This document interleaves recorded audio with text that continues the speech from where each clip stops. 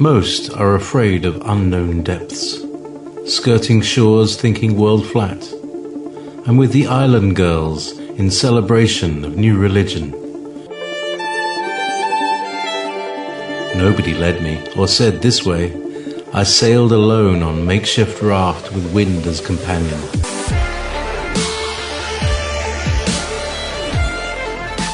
Fate for deliverance, confidence enough to assess new disposition.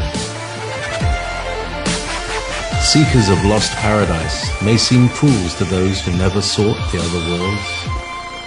Welcome to Momentary Zen with Zen Garcia.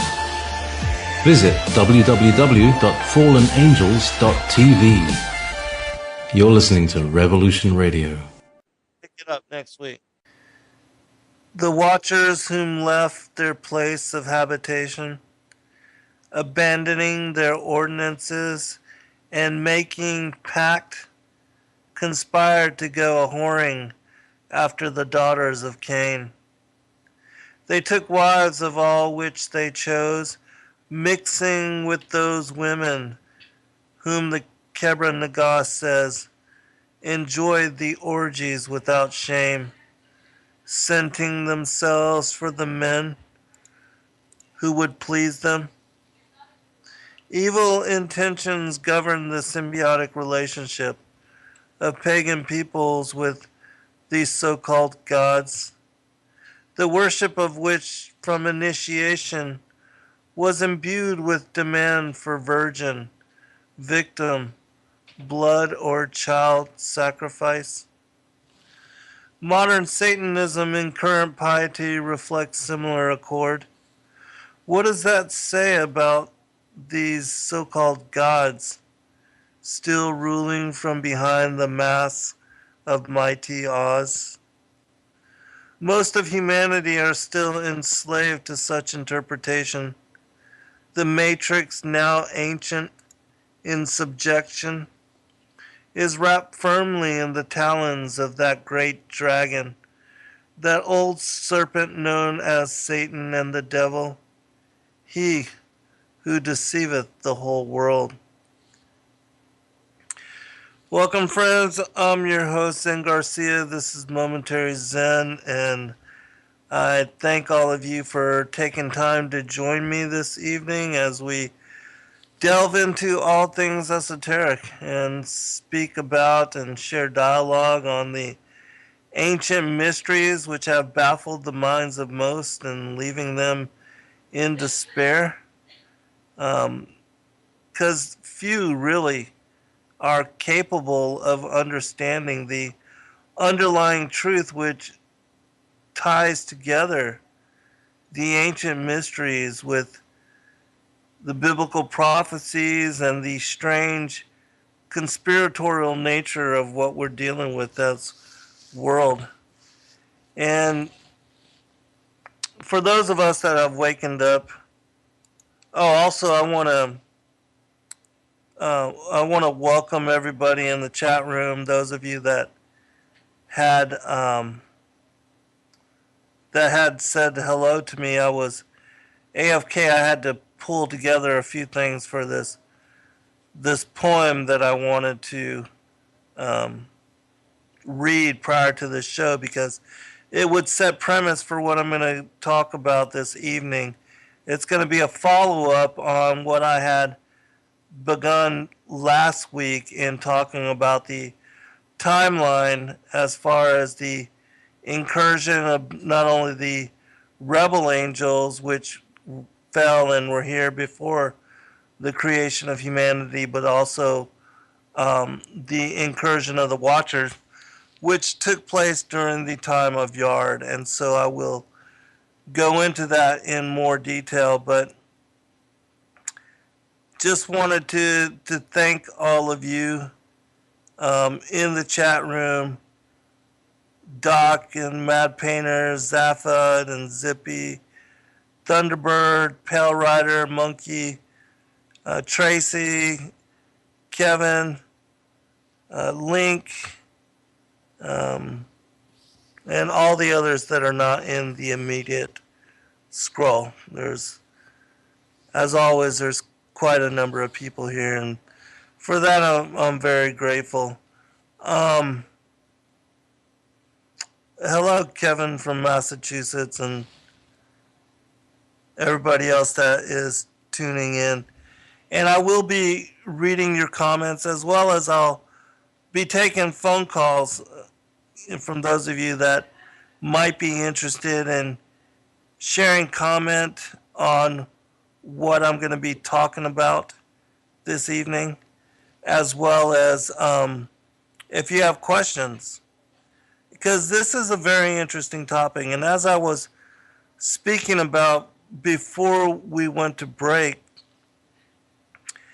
it's my opinion that few, very few, are able to connect all the dots and bring together the underlying truth which is found within all things. Because even with what these so-called ascended masters or the ancient aliens, the people that are being abducted and being told different things, even those that were raised in Illuminati families and have memories of a certain aspect of the plan and are able to understand the agenda, so to speak, of the New World Order, as what Carolyn calls the organization. It's difficult to grasp all the various aspects of the bigger picture and to make sense of the weirdness that is associated to the reality that we are really dealing with, because it's so far out. I mean, Star Wars and Battlestar Galactica and all the other sci-fi movies, they pale in comparison to the truth of what we are dealing with as humans, having been incarnated in the flesh here upon this planet, and to all the things that are connected to our prior existence, to our first estate, and that resulted in our being here in the flesh and having to contend with the fallen angels, the demons, and also the children of Cain. This other bloodline, this other lineage, which has no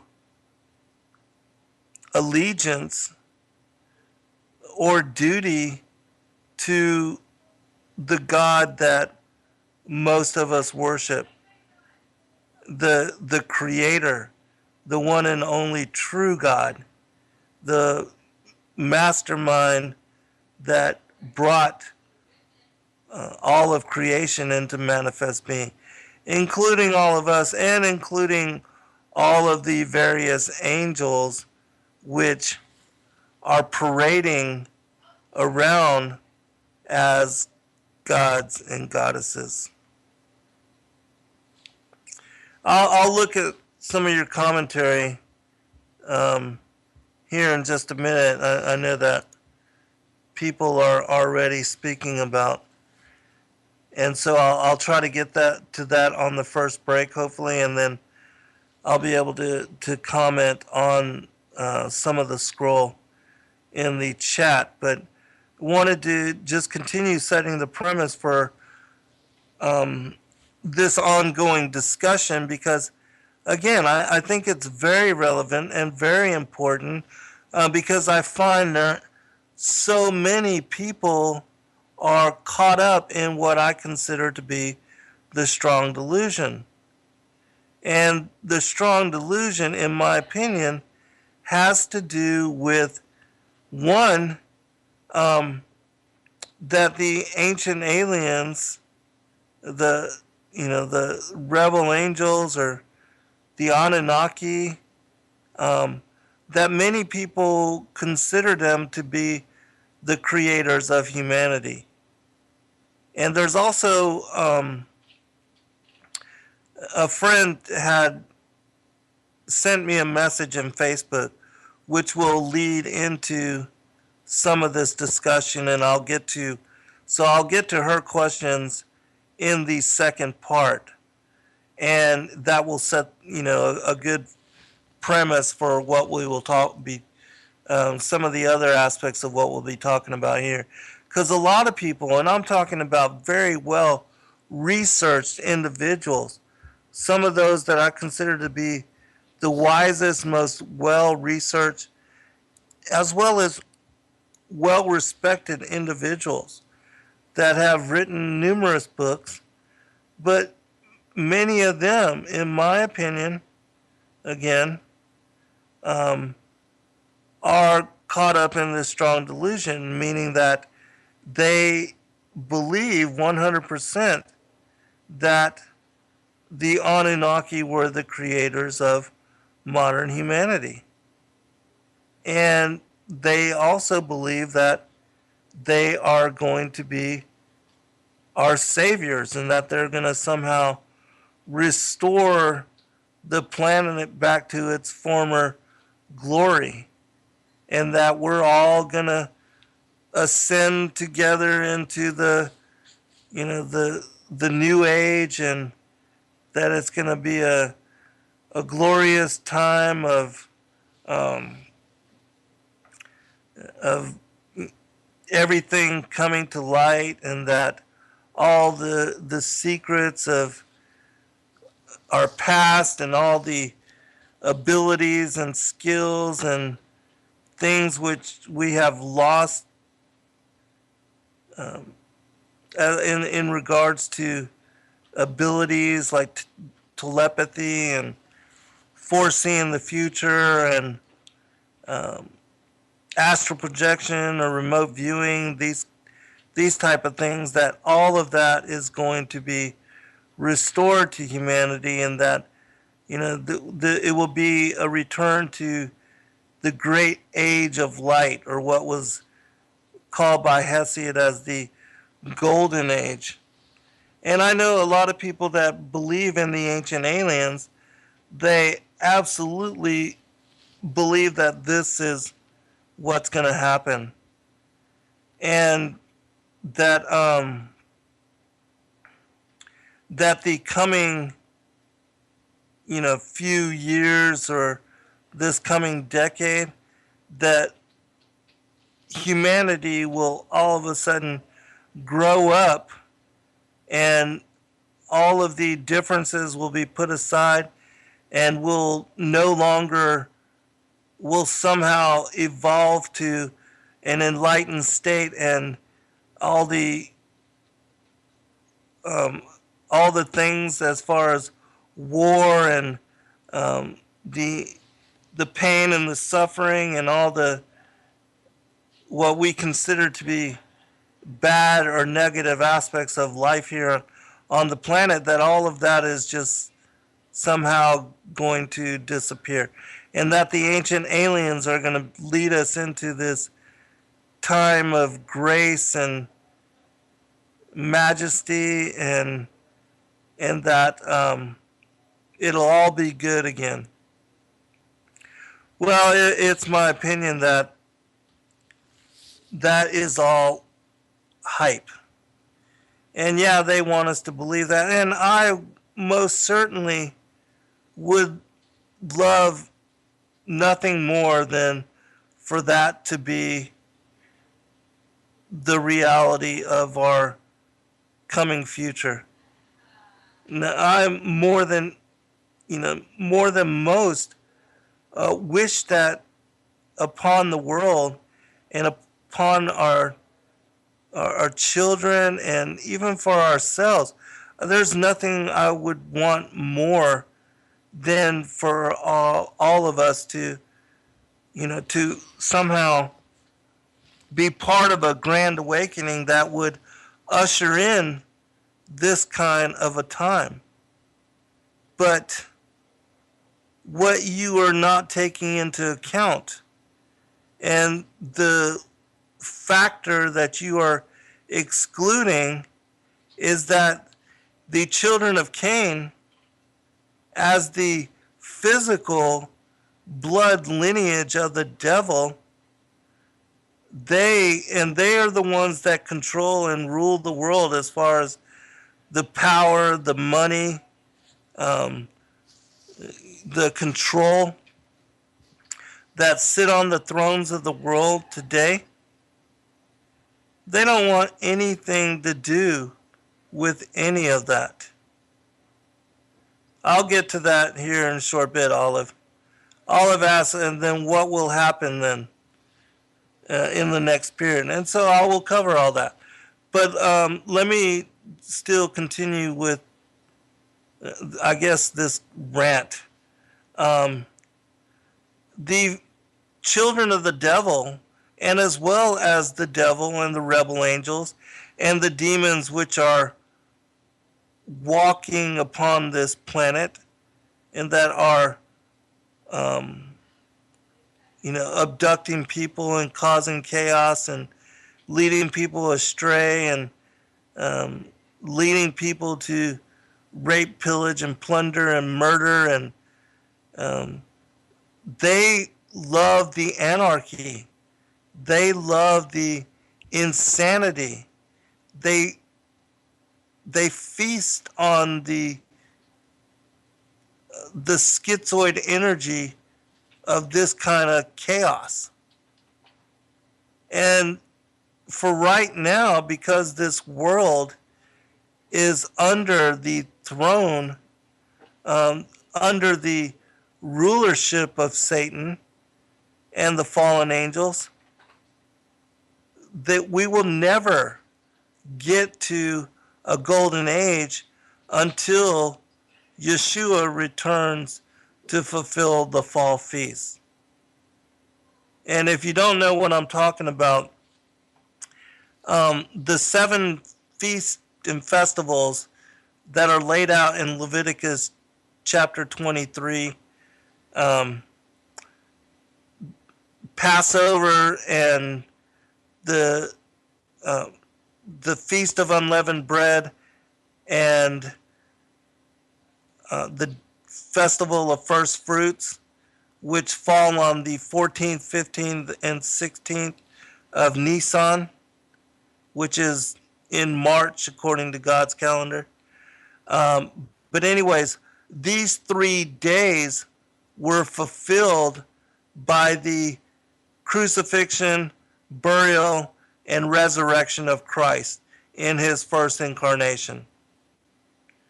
And then Pentecost, or Sukkot, if you don't know what the festival of Sukkot and Pentecost is, you count 7 weeks, 7 Sabbaths from the day of first fruits, which is the 16th of Nisan.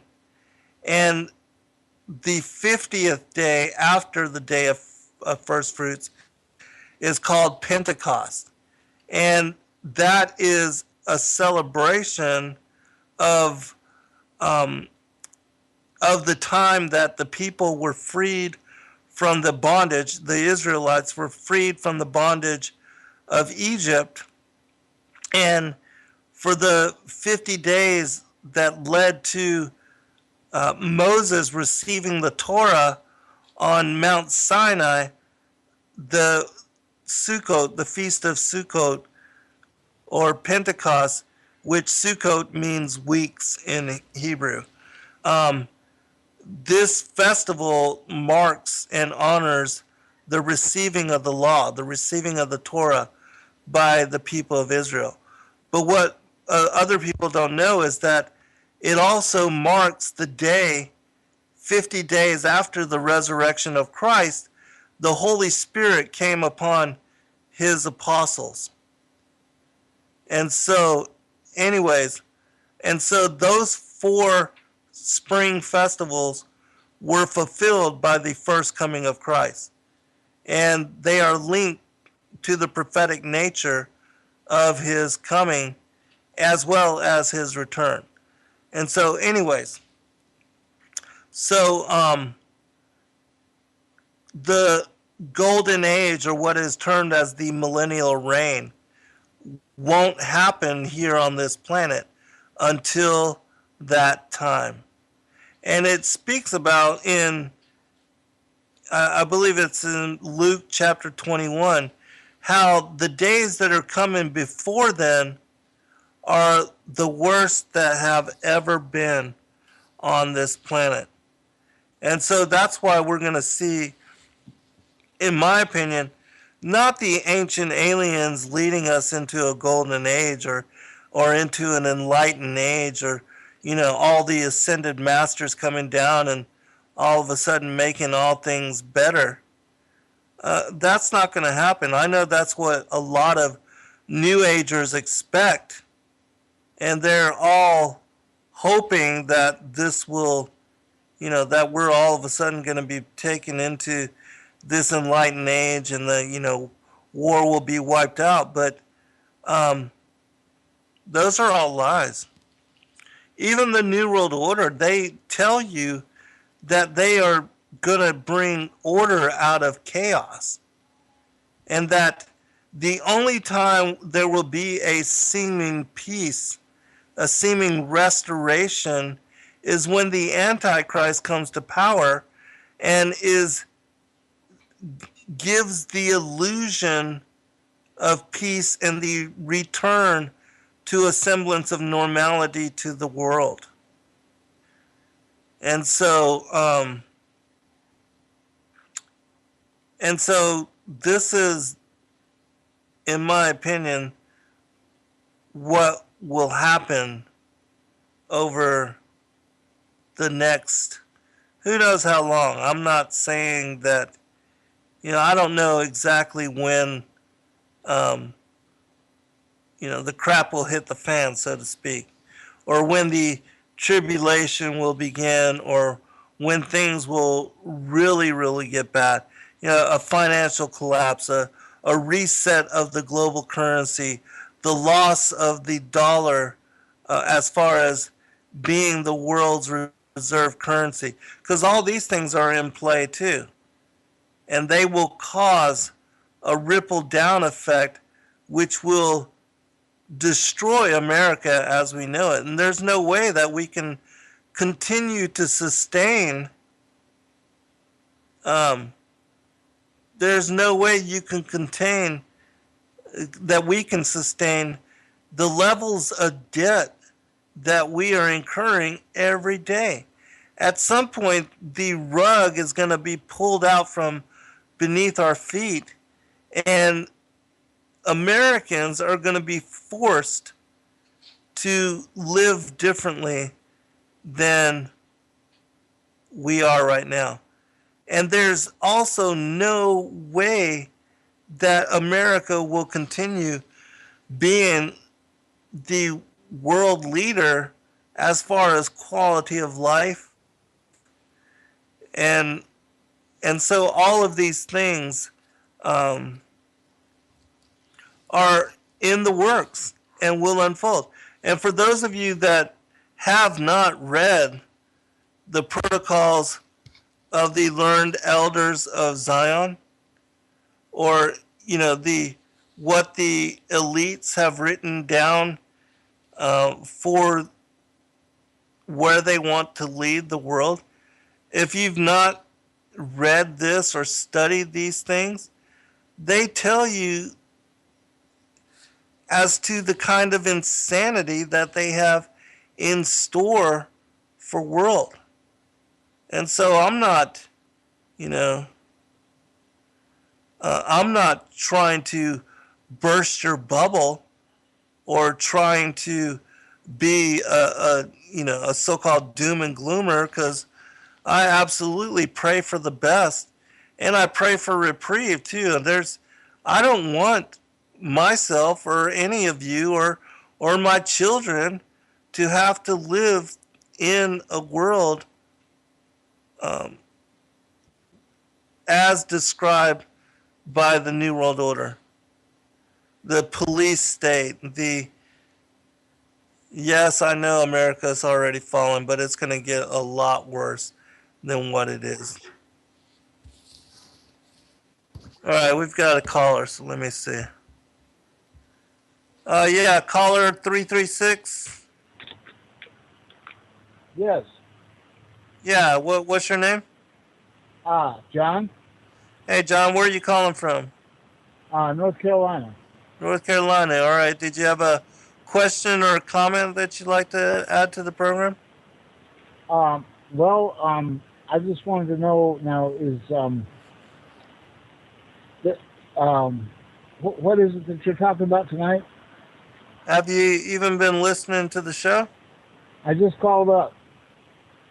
Well, maybe you should listen to the show before you call in, then, because you really can't add anything if you don't know what I'm talking about. Yeah. Okay. Is this Garcia? This is. Okay. All right. Well, thanks. I'll try to call back later. Thank you. All right. Yeah, listen to the show before you call in. Right. I got it. Thank you. You're welcome.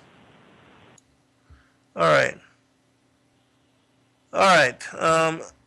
Well, we're almost at first break, and so when we get to this break, I'll take a look at the commentary and also I'll pull up this question, some of these questions that this person asked, so that we can talk about this, some of this other stuff. But I'm going to also be speaking more about, what had happened in our ancient past that led to where we are now, and help people to get a better grasp on those things so that you can make sense of what took place, again, that led us to here. All right, we'll be right back. All right, welcome back, everybody. I'm your host, Zen Garcia. This is Momentary Zen. I want to first address something that Comet had said in the chat. He said the King James has been manipulated. What makes you think it's true? And here's my answer to that question. First, there's a mathematic code that has been discovered within it. You can look to the work of Ivan Panin, Panin, to better understand all of the what can't be replicated, all of the mathematics that align to all the different things that he was able to discover about the biblical text as laid out by the King James Version of the Bible. Now, I know that King James himself was a bisexual Freemason, and that he was in no way a holy man. But I also know that it says within the scriptures that the Most High would lead the scribes and the prophets to write and cite down the scriptures in the way that he would want them. And so it's my opinion that the King James Version of the Bible is prophetic, and being an English translation of the Hebrew and the Greek text, that it is prophetic in that it was cited to us in the way that the Most High wanted it. And the reason I say this is because there is another code, the Bible code, which is based on equidistant letter sequencing, and that in itself, you're able to find all kind of different prophetic things utilizing this particular code. And there's no way for it to have ever been encoded into a document thousands of years ago without somebody somebody divinely inspiring it that way into the text. And so, even though, yes, there are some translation errors, or the translators pick different certain words to translate certain things, still, even all of that, it still, in my opinion, is given to us in the manner that the Most High wanted it to be scribed down as. And again, the Bible code being encoded in it is proof of the divinely inspired nature of the text, the fact that it is 100% prophetic and has encoded within it, within the stories of the gospel, things that have happened thousands of years in advance, that were cited thousands of years in advance of their actually happening and taking place. Those kind of things just can't be made up by men. And so those are two things that absolutely assert to the divinely inspired nature of the King James Version of the Bible, as well as many of the other Aramaic texts, like the Targum, the Aramaic translations of the Hebrew Torah. And so, no matter how you feel about it, as far as whether you hate Christianity or not, or don't believe in the Most High God as is laid out in the Old Testament, or you believe that Christ is a fairy tale, all of these things are prophetically true. And so that's why I personally am a student and a disciple of not only the scriptures, but of Yeshua as Savior Messiah. Now, you can make all your own choices, of course. I personally also have studied everything out there as far as what you can find, as far as the books of wisdom from all around the world. I've studied all the Sumerian teachings, many of the Native American traditions, everything I can find and get my hands on, I have studied and read. And this is, again, it's only my personal opinion, but I absolutely know that Yahweh, YHWH, Yahweh Elohim, is the creator, and that he and the Son were the creators of all things, including us, including our spirits, including the angels, including the rebel angels, the watchers, the fallen angels, all of the angels of the Most High, all of them were created by the Father and Son, as it says in John chapter 1. All right. So I'm going to read just a little bit from a couple of questions from other people. One is from, let me pull up her name, Stephanie Gonzalez. And this is interesting because she's an atheist, and she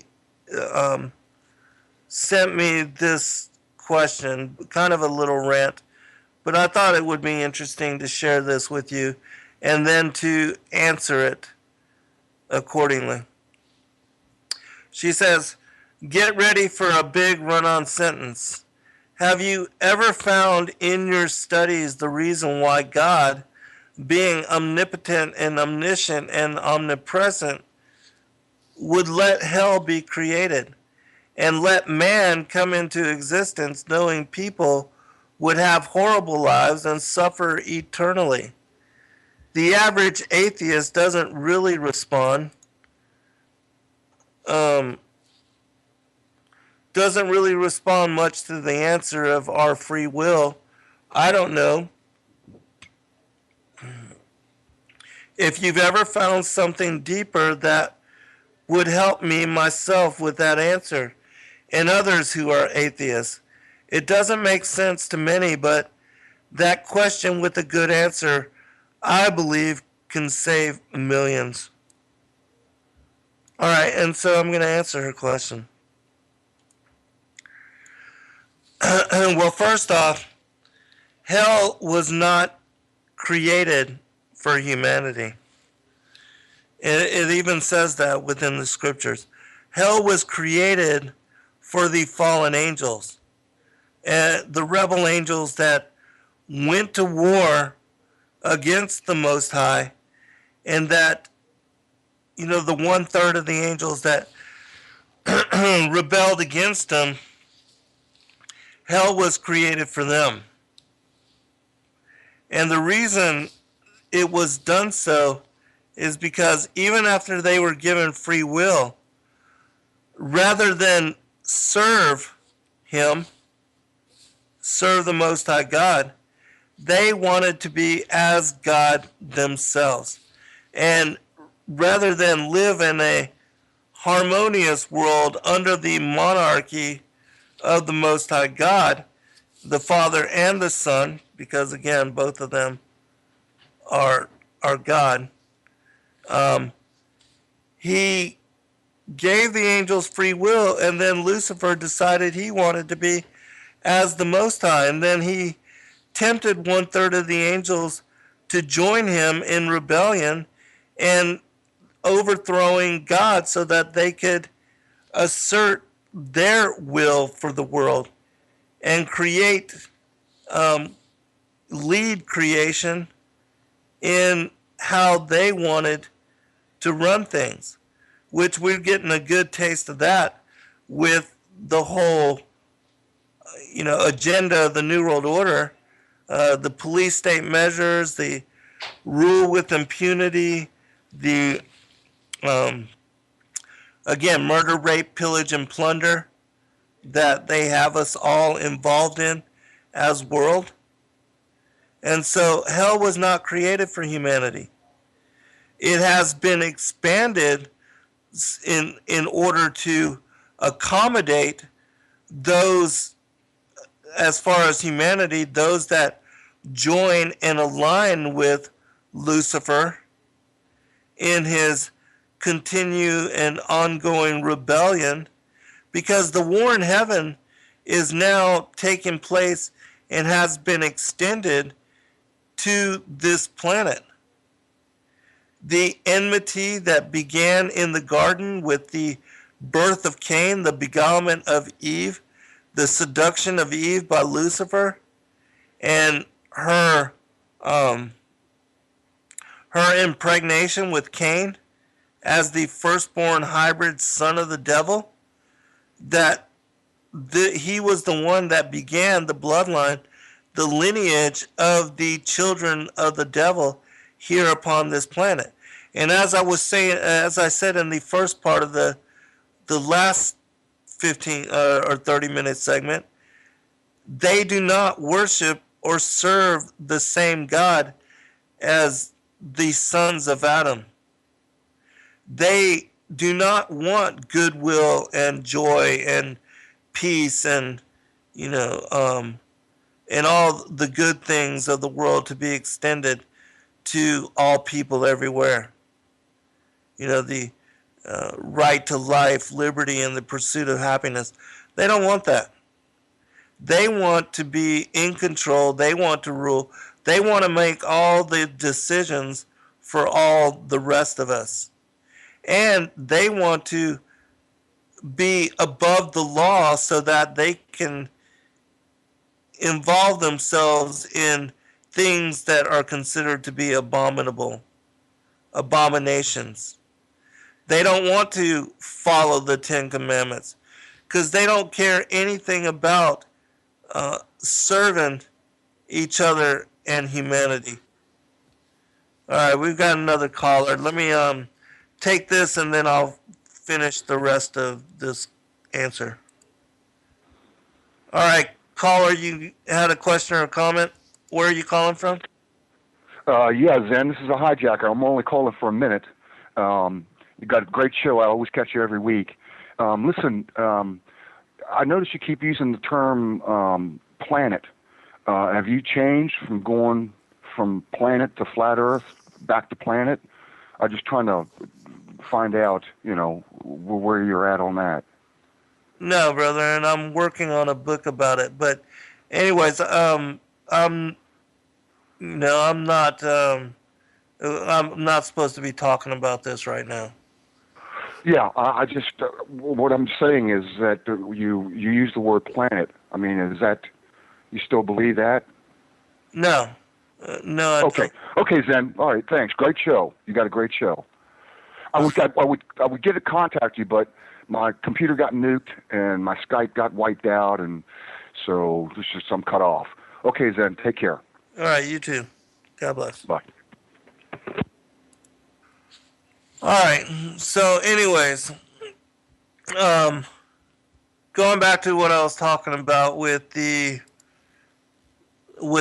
lady's question about hell and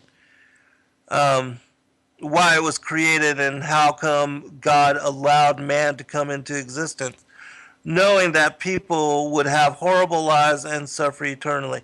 All right. So the whole thing is, again, this world is under the control of Lucifer and the fallen angels.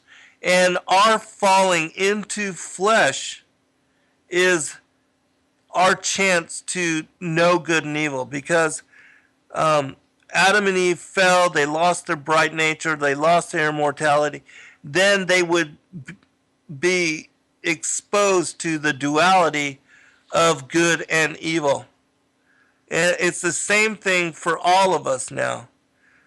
And it's not just because Adam and Eve fell that we find ourselves in flesh incarnation. As I explain in my 6th book, Sons of God, and my 7th book, Skyfall, I talk about how our pre-existence, our being angelic beings and being part and witness to all of the things that occurred previous to our incarnation, as far as our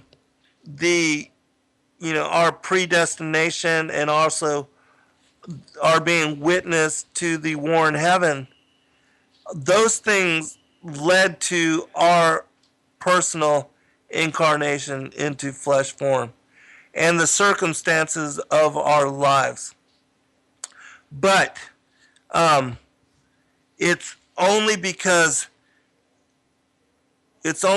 we are given free will and we are allowed to come into this world and to learn through the duality and good and evil that we have a chance for redemption, and that we have a chance to realign ourselves with the Most High God, to come to know the truth and to deny Satan and the fallen angels as far as aligning with them.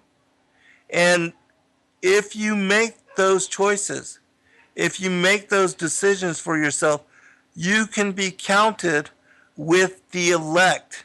And the elect, even though it's a minority, and even though, yes, most of humanity does choose and do choose to indulge in sin while in this world, still, those things are choices.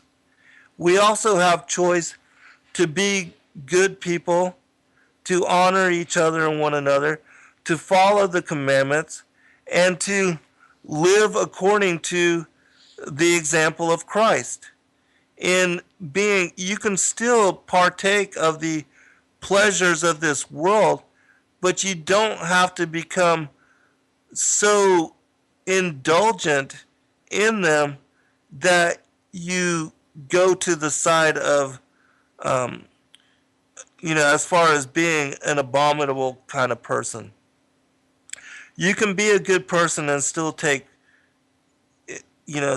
still experience the pleasures of this world. And there's nothing wrong with that. That's why God has allowed, even though this world is still under the control of Lucifer and Satan, and all the things that are evil are accounted to them, just as the book of Enoch tells us that the fallen angels, they brought down the mysteries of the heavens. They were the ones that taught humanity how to make weapons of war, how to kill each other, to murder each other, even to smite a child within the womb, how to utilize black magic to put curses on people, things of that nature, as cited by the book of Enoch. It's evil people that doing evil things cause themselves to fall away from God and to be counted with the children of perdition. And it's not just that because you're born of these particular blood lines or these blood families. That has nothing to do with it, because when Christ died on the cross, he offered salvation to all people everywhere. And even the children of Cain, even those born into Illuminati families, they can have salvation as long as they come to know truth. And as I outlined, the truth is contained within the gospel, within the scriptures, that speak about how, again, all these pagan deities are nothing more than the fallen angels parading as gods themselves. The exclamation by Lucifer that he wanted to be as the Most High. That's the deception. And those of you that are caught up in the strong delusion that believe the Anunnaki are creators, or that they are coming to save us, the aliens are coming to save us, all of that is a lie as well. It's part of the strong delusion. Or that they're going to bring in the golden age. It's not going to happen. And I know that because the word is 100% prophetic. And it tells us that the worst days that have ever been are coming.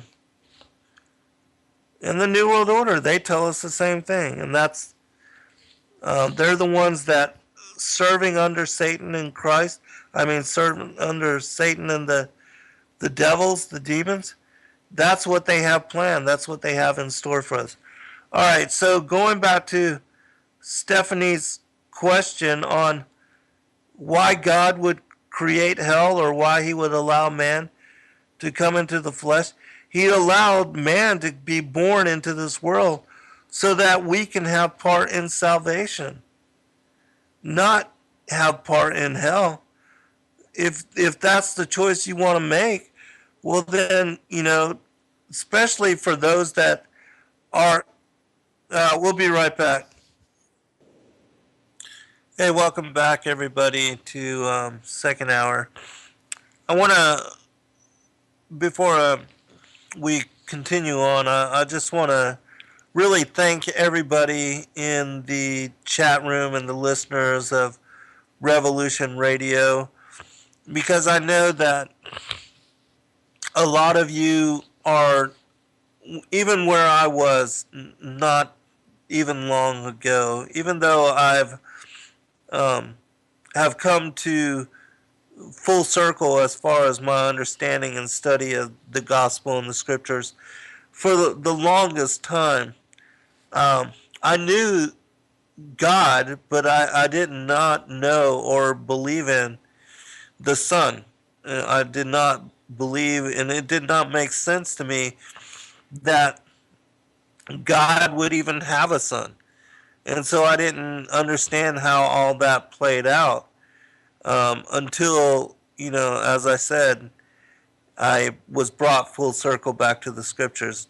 For 20 years, I studied everything outside of Christianity, and even though I was a fervent believer in the Creator, I did not accept, I believed, as many of you do now, that Christians were deluded and that they were narrow-minded and short-sighted.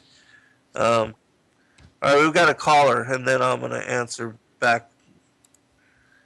All right, area code 413. You have a question or comment? Yeah, this is Kevin from Massachusetts, a friend of Brother Zen's.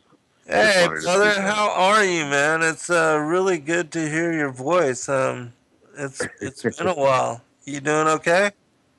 Yeah, man, it's great. It's great to hear you. I've been following you, and just picked up on this particular show, and it's quite a diverse audience that you have here, and I just bless you in the things that you're doing.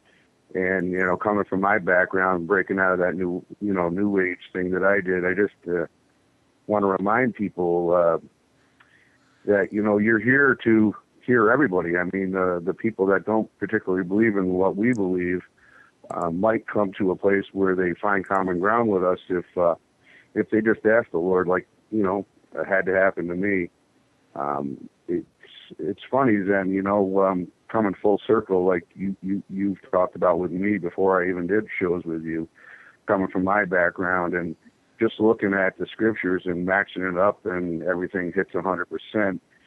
And as I see the deception that we're in, people get burned by that churchianity, and they're afraid to break out of that shell. They've been through the mainstream media, religion, and they just can't get a grip on that's not what the Lord wanted us to do. He never told us to congregate in the church and with the bells and smells. He wants us to seek Him on our own, and I just love what you do, and it's just great that you're still doing it after all these years. Well, hey, I appreciate that, and why don't you join me next week, man, and let's do a show together here, and so you can talk about how it is that you came to, the understanding that I did, because for the listening audience, Kevin was involved in, he was abducted by aliens, by these fallen angels long ago in his life, and led him on a lifelong quest to kind of understand and make sense of all that. And so he was brought full circle in the same way that I was, to, even though I've never been abducted myself, but brought back to understand the gospel in the way that we currently do. And so I think that would be an interesting show, and give you a chance to share your story and to speak about it a little bit more. Yeah, it's just I love the way that the people in the chat, they're so diverse, and to let all the folks know out there, Zen wants those people. He's not seeking the saved. He's seeking the people just like Yeshua did, the people who don't believe, because you can't help somebody that's already saved. They know the deal. Exactly. It's the people out there. I mean, time is short, folks. I mean, I always say to my friends, listen, 50-50. You want to hear me, you don't want to hear me. But what does it hurt to believe? If you're wrong, and nothing happens. But if you're wrong and Jesus is right, the consequences are kind of your soul. So you got to get with it, and really, you got to get with it and study the scriptures. You just can't go off half-cocked and not know what you're talking about. And you and I, Zen, have been researching for 30-plus years. I mean, we know what we're talking about. And no, we're by no means trying to shove anything down anybody's throat. That's not what we're here for. We just lay it out there, and you take it and do with it what you will. But research. That's the key. And and for me, the telltale signs then was the only book that's been 100% accurate has been the Bible. I don't care which version it is. The Lord will come to you in any version. Right. If you really ask Him. Right. But I would be more than happy to join you next week. I just wanted to call and touch base with you, and just express my love for you and all the folks out there that are in the chat room. Just don't get defensive. We're not trying to shove anything down anybody's throat, and I know, Brother Zen, you definitely don't. If everybody treats each other nicely, you will learn. I mean, once you put up that wall, it's hard to learn. Yeah, exactly. Well, hey, brother, I appreciate you calling in, and yeah, um, send me a message, and we'll set it up for All next right. week. I'll bring you on, and we'll talk a little bit more. It's been a long Sounds like time. a game. It's been a long time. God bless you. It sounds like a game plan, Zen. And God God bless you all too, you brother. folks out there. All right, man. We'll talk soon. Bye. Bye. All right. Yeah. You know, it. I was on the other side of it, as many of you currently are, and so that's why I think my story and my understanding is unique because I haven't just studied the Bible my whole life. It's only been since 2006 that I was brought full circle and began to study the scriptures in the way that I have understood them. Well, actually, it was about 1996 that I began to study them, but that I awoke to the New World Order and was able to put that side of it together with all the other things that I've learned. And so I understand not believing um, as a lot of you do, and I totally respect and I honor each of you for where you are. And I'm not trying to force feed any of you into believing the way that I do now because I was lost for the longest time, and I know that um, that that a lot of people that accept, the ancient aliens or the Anunnaki and believe in that side of it, I did as well for a very, very long time. Again, until I was brought full circle back to again the word being 100% prophetic, and so and I am going to go back to answering Stephanie's question as I had covered it in the first part of the show. But I do want to remind the listening audience that Revolution Radio is the largest listener-supported, commercial-free, and corporate-free radio network out there on the planet and on the internet, and that we have a wide variety of eclectic hosts covering all of the most important topics and issues and current events from many different angles, both uh, Christian, non Christian, New Age, you name it.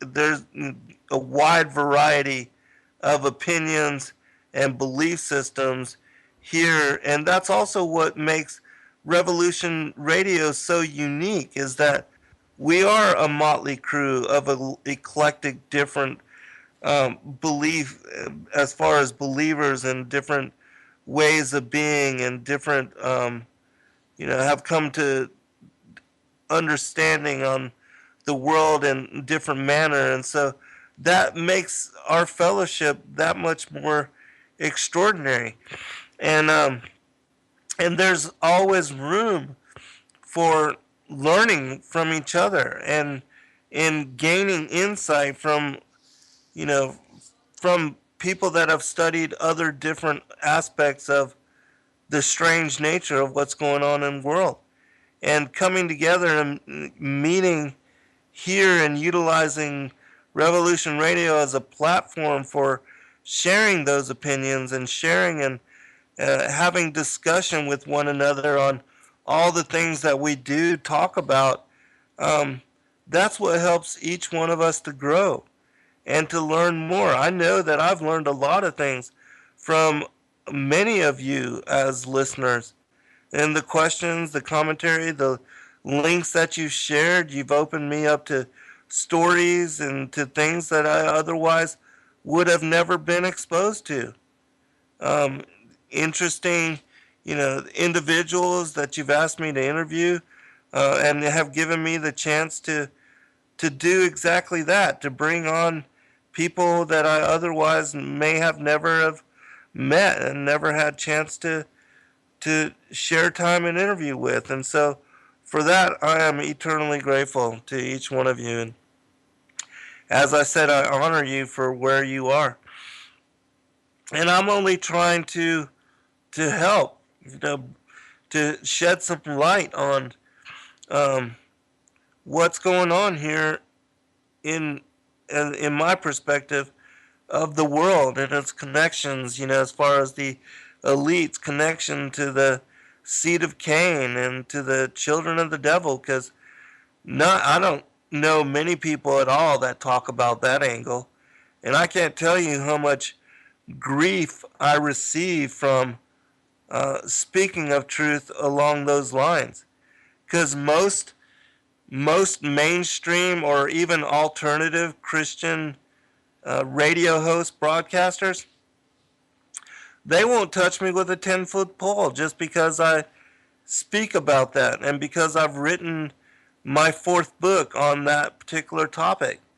And then the fact that I also, speak about our having pre-existed and that we were predestinated, that we were angelic beings before coming into the flesh, well, that just shuts off a whole nother huge portion of, the alternative Christian world. I mean, I'm really a black sheep. I'm an outcast, an outlaw um, among all of these different so-called Christian, as far as broadcasters or individuals. Most people won't associate with me, won't even email me back, won't, definitely won't do interviews with me, or won't interview me about the books that I've written. And so I'm really kind of alone in this world. I've got a foot in both worlds, kind of New Age and Christian, and I'm an amalgamation kind of both worlds because my background is so diverse and my understanding is in no way limited to one or the other. That's why I'm able to talk about how our focus manifests what we intend, and how energy works in that way, that what we put out as far as dharma or karma, that affects and creates the realities that we live in, how our choices and our intent um, bounce back and magnify and reflect onto our personal lives. And, all that's considered to be New Age. And so, but I don't, I'm not a part of any organized religion. I don't consider myself to be this or that. I personally am just a student and a disciple of the Most High God. And I happen to know that He has a son and that He sent His son here to die on the cross in order to bring us truth and a chance for redemption and salvation. And as weird as that is, because again, I said I did not understand how and why God would need a son. And all that didn't make sense to me until, again, I came to the understanding of the scriptures in the way that I do now. All right, going back to, because I know that Stephanie has tuned in, and so I want to finish answering her question on why the Most High God would create a hell. Again, shortly, the answer was that He did not create hell for humanity, but He has expanded it to accommodate those that would align themselves with Lucifer and the rebel angels and that would commit abomination. Now, I don't mean just sin, because we're all sinners and we all fall away in some way. And so He's not expecting us to be perfect, because none of us are. Christ was the only sinless and perfect individual that came into the life here and maintained Himself as such. And the only reason He was able to do that is because He was God incarnate, and He was to be the Passover lamb. If you know the story of Exodus, when the 10th plague was brought on the Egyptian people and Pharaoh, as well as the creatures that were there in Egypt, all the firstborn animals and children were slaughtered by the angel of death. And this plague is what freed. It was because of Pharaoh's arrogance. And if you don't know, Pharaoh used to, he was a very atrocious person. He used to bathe in the blood of Jewish children. Now, that quote and those sources are found in my fourth book, Lucifer, Father of Cain, because he was a very evil person. And he had these sores, and his magicians told him that if he bathed in the blood of young Hebrew children, that he would be cured of it. And so he would do this. And so anyways, when the Passover lamb was slaughtered on the 14th of Nisan before sunset, then this lamb was celebrated and eaten over the Feast of Unleavened Bread, which took place on the 15th of Nisan. And the Passover lamb, the blood of this lamb was sprinkled on the doorposts and around the doorposts of all of the dwellings of the Hebrew people, the Israelites. And that was a sign for the angel of death to not touch the inhabitants within. And so Christ, as the Passover lamb, being, because the Passover lamb was to be without spot and without blemish, meaning a perfect example, a perfect, example of a young lamb. And Christ was this. And so his slaughter on his crucifixion and his death and then his resurrection is what extends to all of us a chance for redemption and a chance for renewed allegiance with the Most High God. And so the answer to Stephanie's question is that we're not here to suffer eternally. Yes, we age and we die, and all of that is part of incarnating into the flesh and dying. And yes, all of us experience suffering. That is part of the duality that we have come to know. But all of that can lead to the glory that we can have as salvation in and through Christ, that we have a chance to have an eternal inheritance, which returns us to our first estate, returns us to our immortal, bright-natured, angelic state of being. And that's what really this life is about.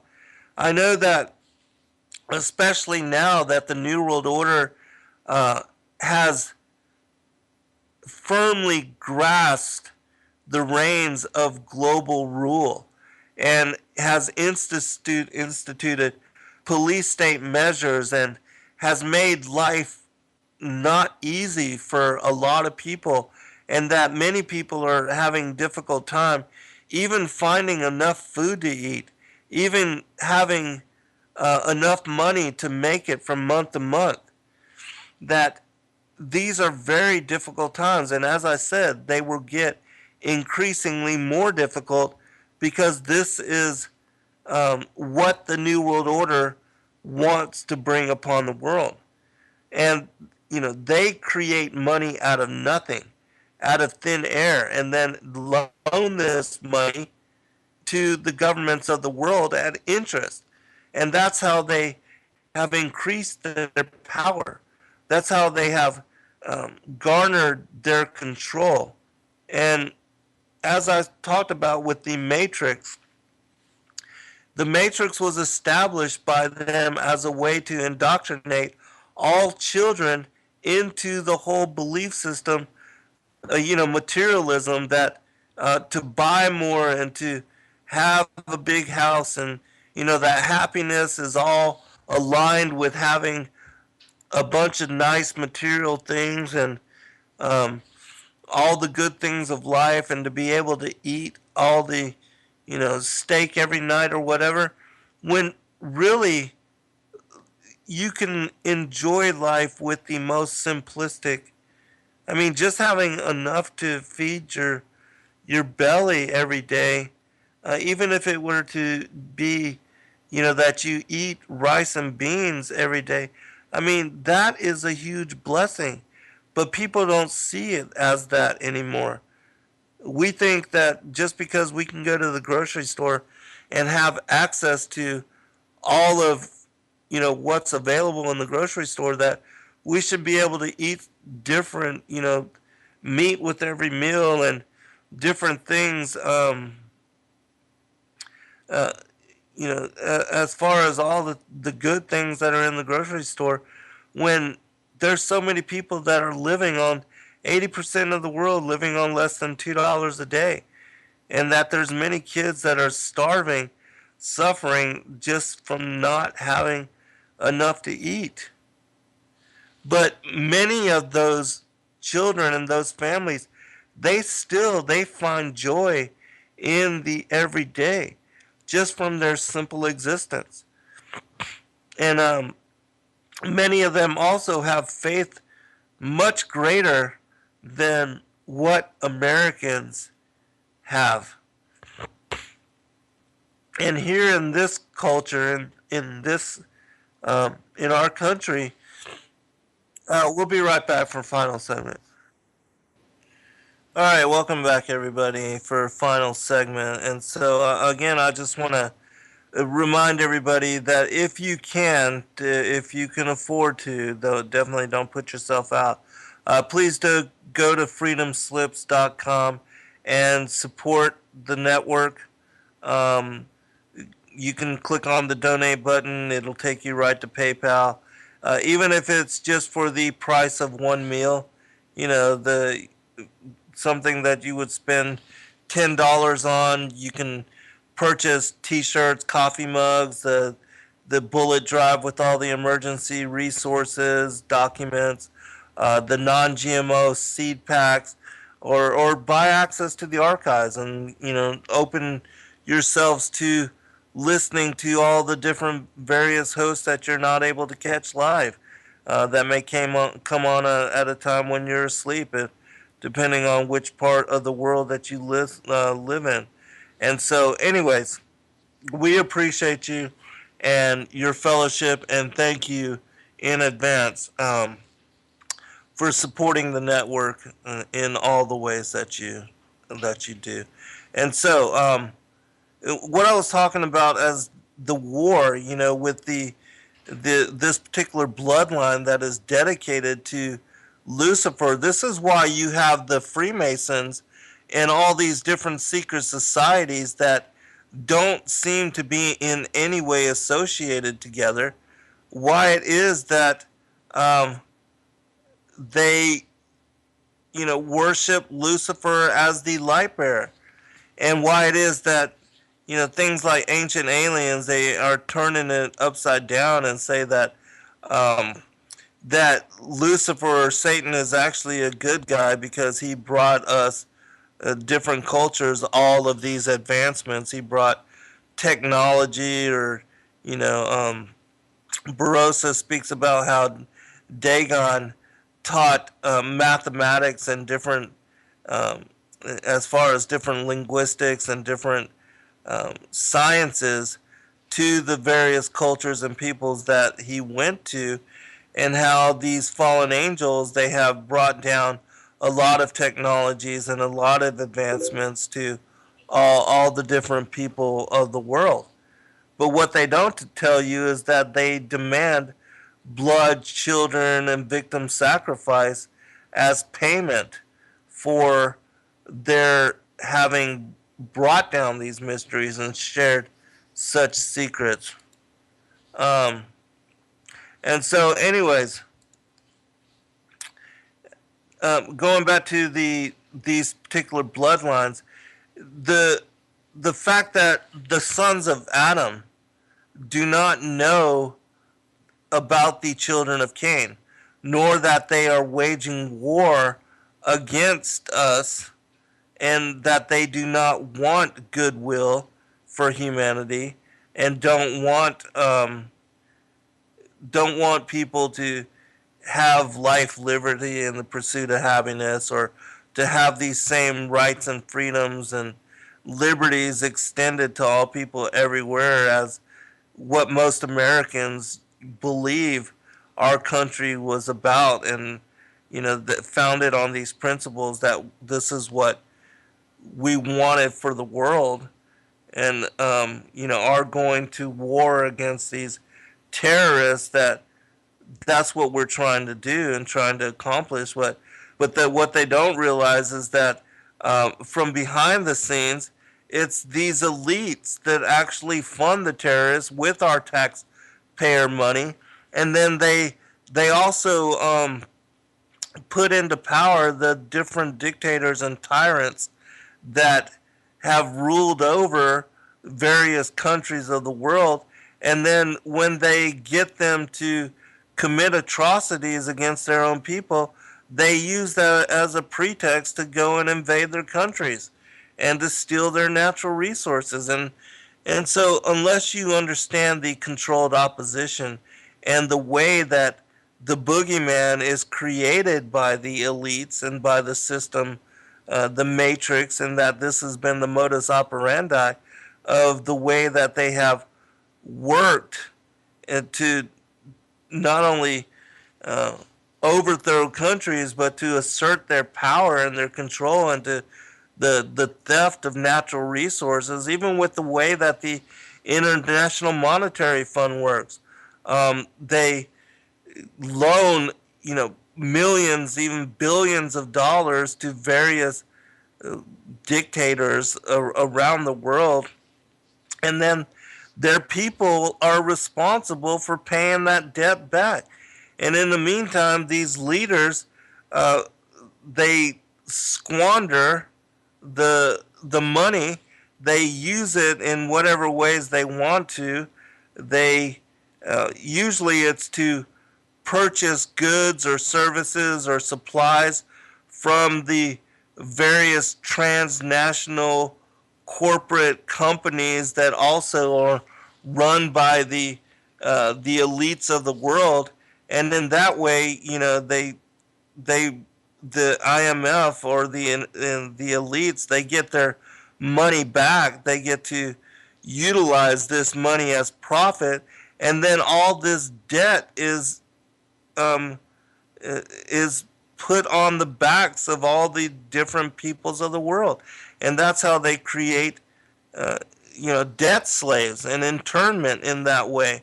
And that's how they've enslaved the whole world, is by utilizing such strategy.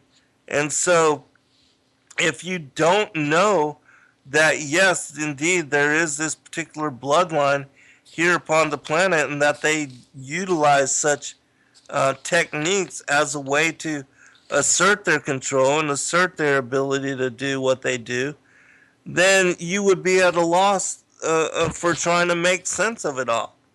Because it really, for the ordinary citizen, it absolutely does not make any kind of sense at all.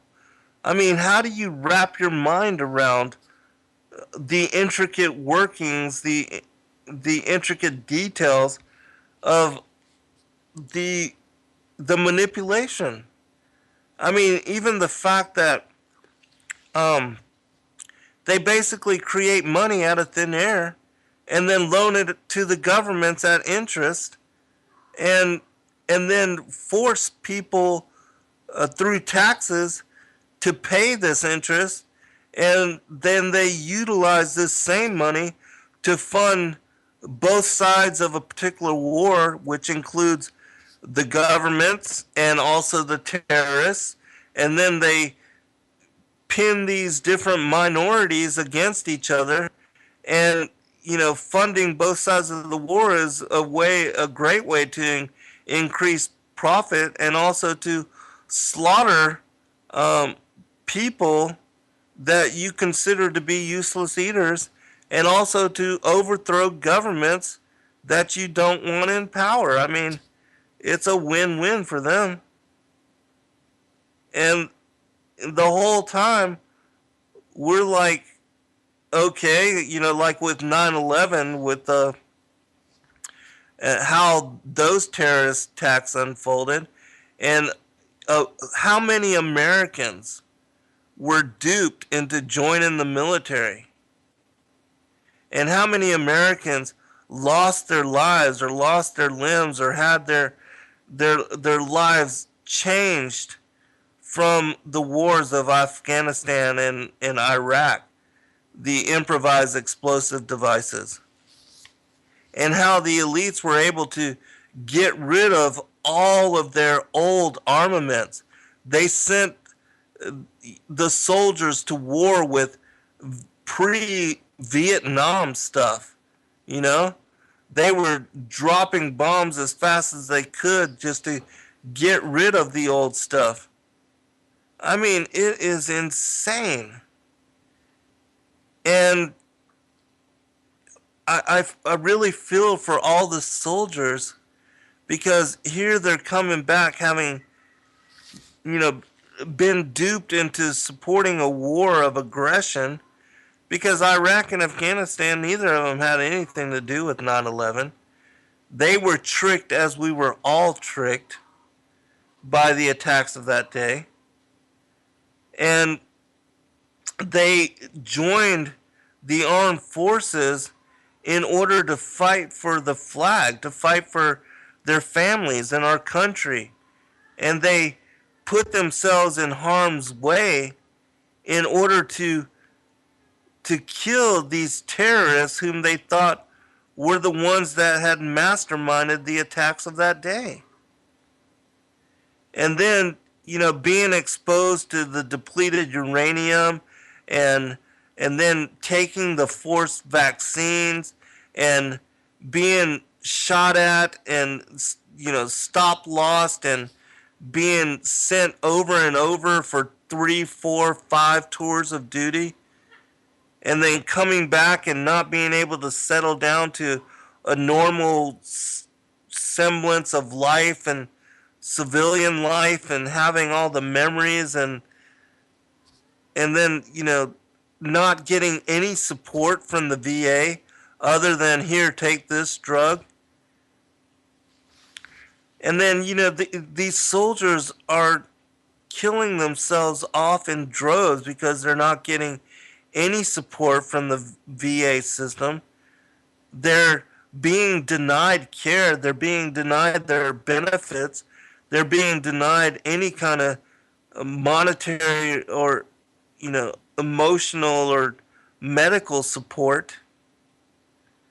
It's only because of the goodwill of the American people and organizations like Wounded Warrior Project and things of that nature that they are finding any help at all, because the government has failed them. And all of that has been on purpose.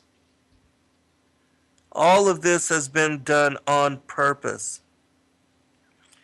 And so I can understand, why they are down and depressed.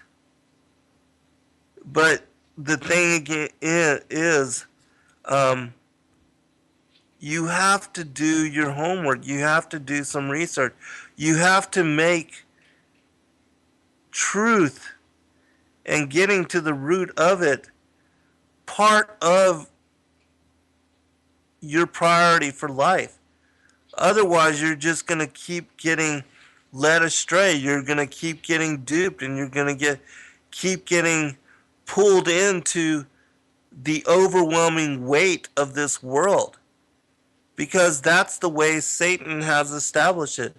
The matrix is imposed upon each one of us so that it is overwhelming to the point where it will drive a person mad, and you will get angry or depressed or in some way emotionally unstable.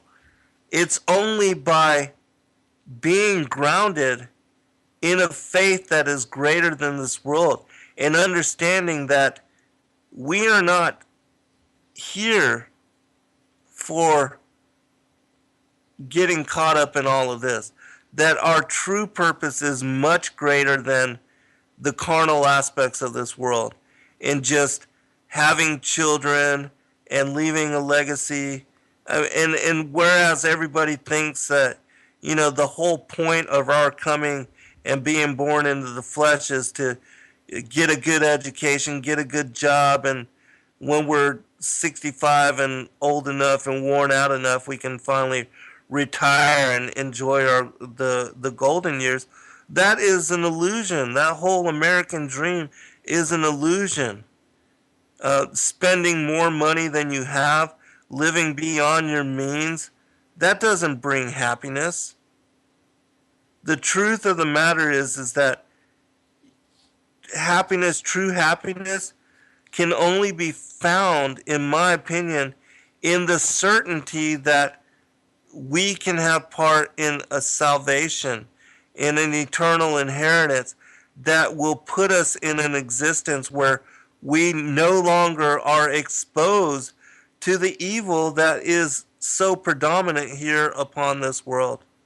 And that we will live in a time where there will be no more suffering, a time and a place and a space where there's no more suffering, there's no more evil, there's no more hate, there's no more elites bearing down, oppressing others, or or there's no more bullies, there's no more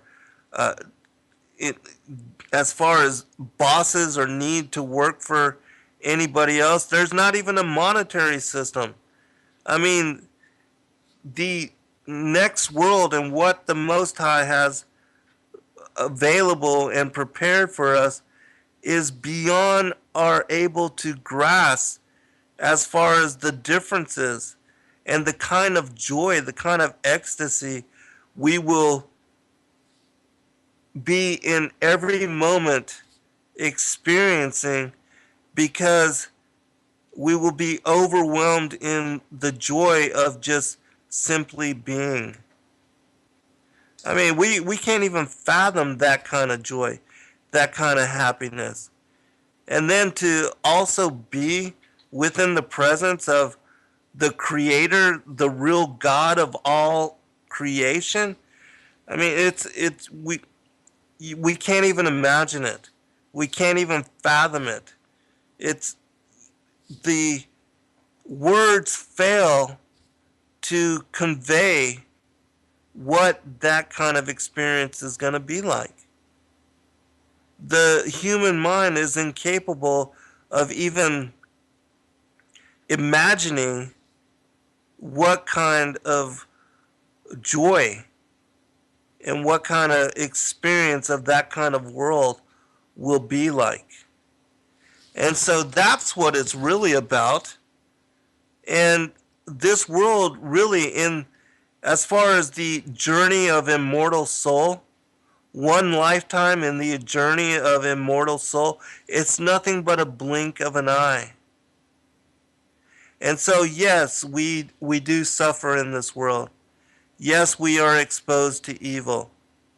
But this evil was not created by the Most High God. This evil was created by the free will of the fallen angels and humanity in being led astray and deceived and taught to commit murder, to incite violence, to covet what our neighbors have, and the theft, the wanting more than what a person has, the love of material things, the love of money.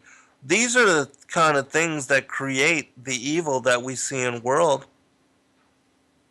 And so we can't blame God for those things, because we, in being led astray, humanity being led astray. And also you have to remember that there is this bloodline here that is dedicated to committing these atrocities and perpetuating the evil and to murdering these sons of Adam. And as long as we don't know who they are and that there is a war being waged right here on this planet, we're never going to understand what is going on in world. And so that's my rant for the evening. And I pray for all of you. I pray that you can be brought to discernment that helps you to have eyes to see. If I could give everybody the understanding that I have, if I could give you a pill that would open you and make you aware and bring you to an awakening in the way that I see and am in this world, I would so wish that for you. And you know, if we were all awakened, what a world this could be. If we all really understood and could follow the commandments and could, even the simple two that, you know, that Christ said that were based on love, just love God and love your neighbor as you love yourself. If we could just follow those two things, what an incredible place this could be. If we could just treat each other in the same empathy and in even the same way that we would want ourselves to be treated, what an incredible thing this would be. And so I pray for all of you, and I pray especially for those that are so lost that they don't believe in, you know, any kind of divine aspect of the world, that believe that we all just came about as random perchance happening, that, you know, they believe these scientists that we evolved of apes, and or even the neoteric theologians of ancient aliens, that, you know, the ancient alien program, that the Anunnaki are our creators, or that they're our benefactors, or that they're coming to save us, or, you know, blessings to you too, Hemp and Pale Rider. I appreciate all of you as well. Cortex, Share, Hippie Chick, Nighthawk, good to hear from you, brother. Good seeing you. Mr. Rowe, appreciate you as well. Sally, Briar, Karen and Jerbear and Comment and Shannon and SJ and Swami, appreciate you too, brother. I hope you have a good show. Swami Shiva will be on after this, and he's a very kind brother. Cortec and everybody else, just know that I appreciate all of you. I appreciate your friendship and your fellowship, and I hope that you don't mind me going on a rant sometimes. You know, I really am concerned for all of you. I really do love all of you, and I wish nothing but the best for you.